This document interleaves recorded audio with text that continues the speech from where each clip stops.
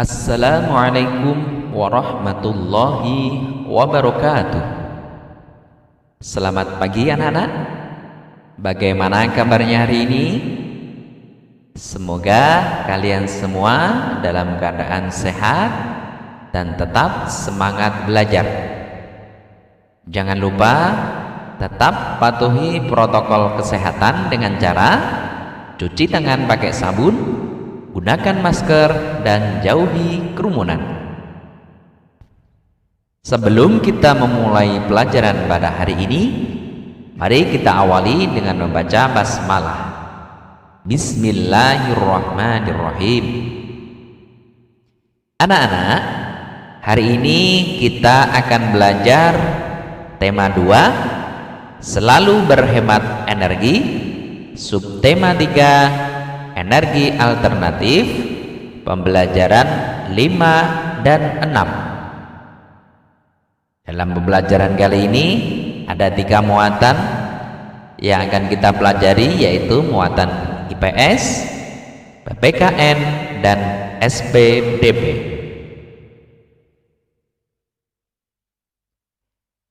Pemanfaatan sumber daya alam untuk kesejahteraan masyarakat. Indonesia memiliki banyak tumbuhan yang dapat dimanfaatkan. Contohnya singkong. Singkong juga dapat diolah menjadi makanan. Jenis-jenis makanan hasil olahan singkong seperti getuk, combro, dan keripik singkong. Nah, ini merupakan salah satu gambaran dari singkong ya anak-anak ya. Singkong adalah satu umbi yang paling banyak dimanfaatkan masyarakat Indonesia. Masyarakat Indonesia menjadikan singkong sebagai sumber mata pencaharian, mulai dari petani, industri rumahan, hingga pegawai pabrik yang mengolah singkong menjadi makanan yang enak dan layak untuk dijual. Singkong sangat berperan dalam memajukan kesejahteraan masyarakat Indonesia. Nah, ini contoh olahan dari singkong. Ada singkong goreng, sawut lapis, keripik singkong, klepon singkong, stik singkong, sweet cassava, cimplung singkong, kolak bola singkong, lepet singkong, kroket singkong, dan lain sebagainya. Indonesia merupakan daerah tropis yang kaya akan hasil sumber daya alam. Salah satunya adalah singkong. Singkong mempunyai potensi besar untuk dikembangkan. Singkong merupakan sumber kalori pangan yang murah. Singkong dikonsumsi sebagai salah satu makanan pokok oleh masyarakat. Singkong merupakan makanan yang kaya karbohidrat. Terdapat kandungan gizi seperti protein, vitamin C, kalsium, fosfor, kalori, lemak, zat besi, dan vitamin B1 pada singkong.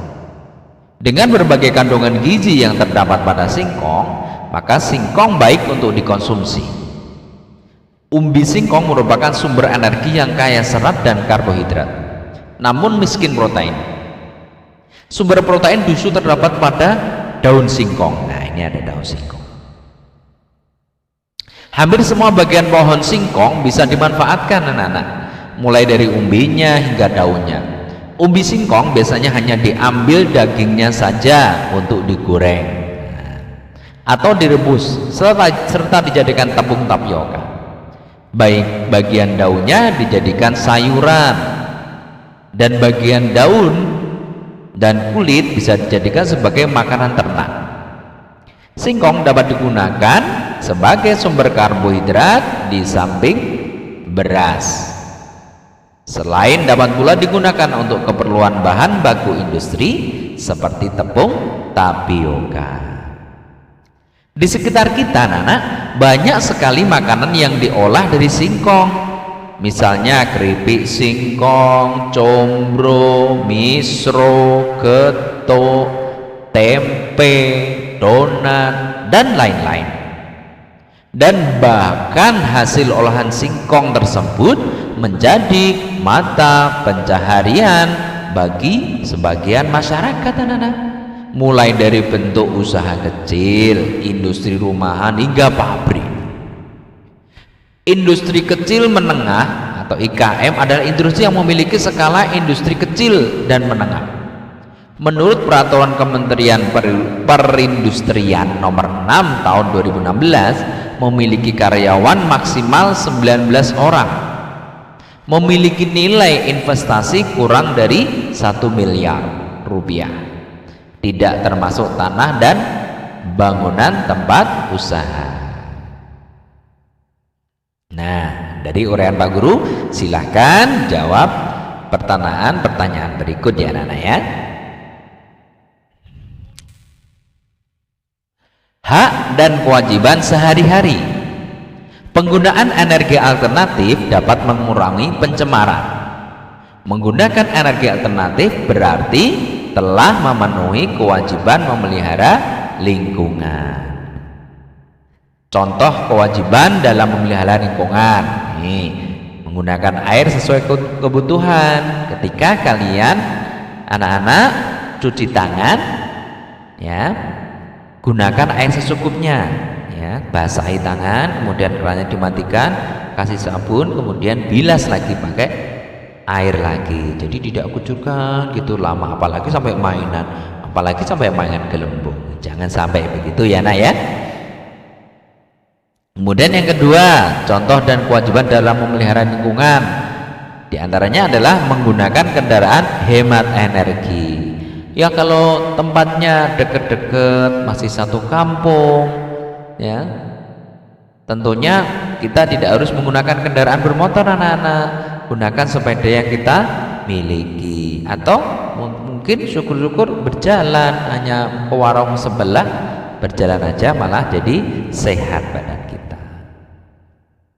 Nah, setelah kita melaksanakan kewajiban dengan baik, ya, melakukan kewajiban melihara lingkungan, maka kita berhak mendapatkannya. Ya, hak-hak kita bisa kita dapatkan. Di antaranya adalah memperoleh udara segar. Udara menjadi lebih terjaga jika kita memelihara lingkungan. Juga tubuh menjadi sehat. Ya, tadi kita sudah tidak banyak menggunakan kendaraan yang mengeluarkan polusi, maka udara jadi segar, tubuh menjadi sehat. Itu anak-anak. Nah, anak-anak, ini ada teks yang bisa kalian baca.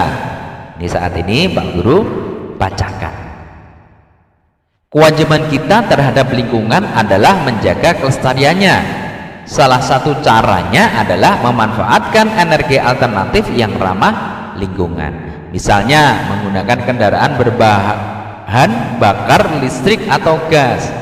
Nah, ini contoh kendaraan berbahan bakar listrik anak-anak, ya. Seperti mobil listrik dan mobil tenaga surya. Ini contohnya mobil listrik ya. Energi alternatif adalah energi yang ramah lingkungan dan tidak pernah habis.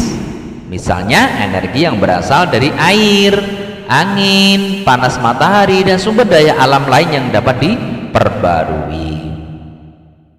Kita juga berkewajiban membangun dalam gedung dengan memperhatikan aspek ramah lingkungan anak-anak. Misalnya membangun gedung yang menggunakan cahaya matahari sebagai penerangan di siang hari. Jadi jendelanya besar sehingga matahari itu mudah masuk ke dalam gedung anak-anak, sehingga ketika siang nggak perlu kita menghidupkan lampu.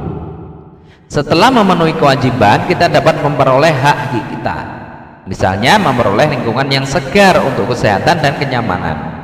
Selain itu, kita juga mempunyai hak untuk memperoleh air sehat dan bersih yang disediakan oleh alam untuk diminum, mandi, untuk pengairan, dan bisa juga sebagai pembangkit tenaga listrik anak-anak.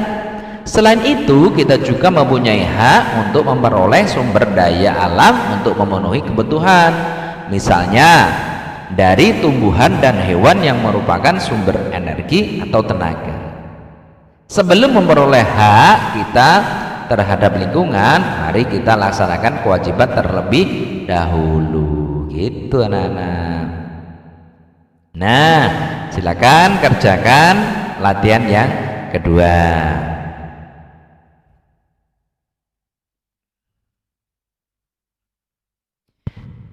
Bernyanyi dengan baik dan benar.